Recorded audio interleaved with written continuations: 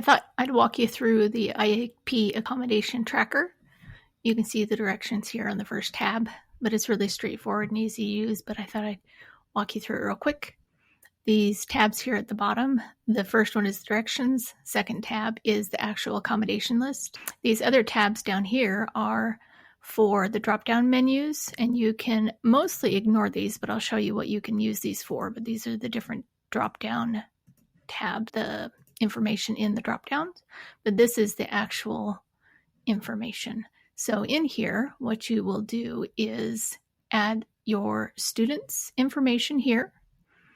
And then when you come over here, you can add the drop down here, the categories.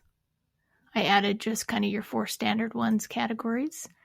And then dependent on what category you give it here, it will drop down a whole bunch of different standard accommodations that are in these lists.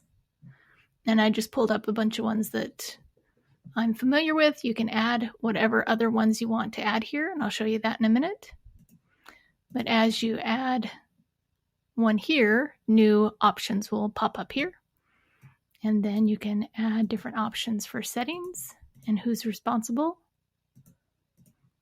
and frequency, and then notes. So I'll show you how to do that. So say you have a new little person, maybe a cute little Dougie, and you can add whatever their number is, or birth date, or whatever information, maybe the date of their next IEP, and say accommodation, maybe you have behavior is a common one, and then you're going to give them a choice board,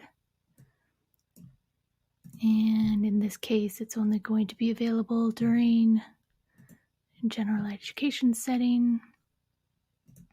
And the para is going to take care of that one on a daily basis. And you can add whatever notes at that point. If you do scroll over here, you're going to see some information here. This information I'll want you to ignore because this is how the second drop down here works. So just ignore this here. That's why I left that.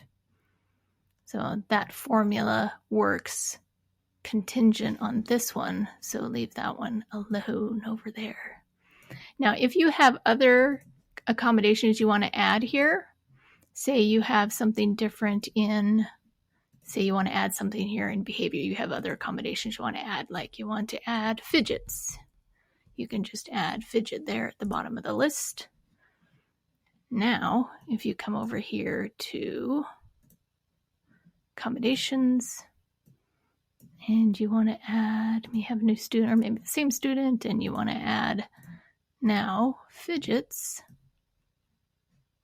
is on the list. Should be very simple. And it's very possible that you, like anybody else, will mess something up. You should be able to delete or change things around or go back to the original and start all over again, because we all do that. It's a pretty straightforward, simple spreadsheet with a simple formula.